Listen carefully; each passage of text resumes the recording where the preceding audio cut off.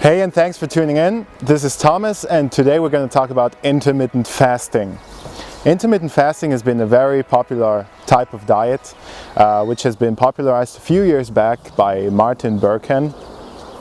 And essentially what you do with intermittent fasting is you restrict your time, the time of the day where you eat, to a certain eating window, right? So in essence, mostly what you would do is you would skip breakfast and then start eating at lunch, then maybe have one more meal in the afternoon, and then have a big dinner, and then call it a day. Now the advantages that intermittent fasting can offer is that since you're restricting the time that you eat, you can eat more in a shorter time period.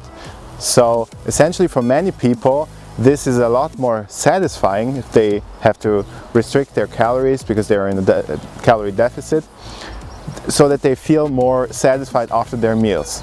Compare an eating style of say 6 meals a day versus 3 meals a day, and with the 6 meals a day you start eating at 8 and you have a couple of meals spread out and they're all very tiny and they don't fill you up, they're not satisfying, versus 3 very large meals that can have the potential to fill you up more and to keep you full for longer.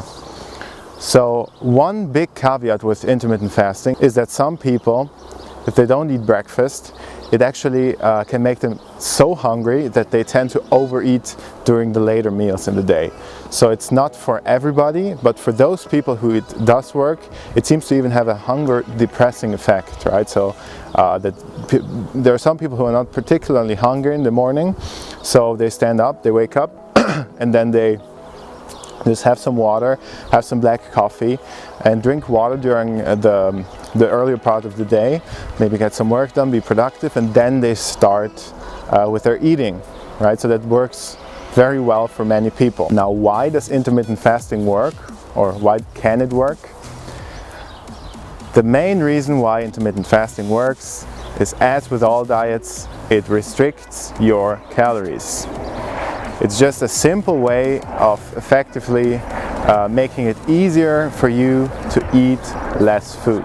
So it's not a diet, it's actually only a tool to make your diet, or to potentially make your diet less stressful for you.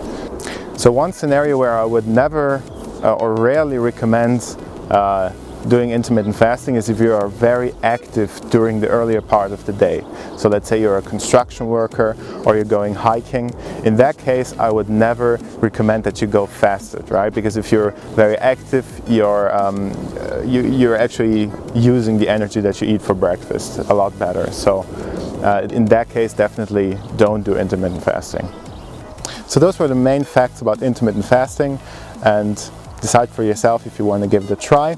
If you do, at least give it a few weeks or even a month until your body adapts to the new eating window. So you might feel a little bit hungry when you start, but then your appetite might settle after a few weeks. So if you try it, give it a few weeks. Okay, that was it, and thank you for watching. You can follow me on Instagram at Campidell Coaching, and I would appreciate a like and a subscribe, and stay tuned for the next one. Bye bye.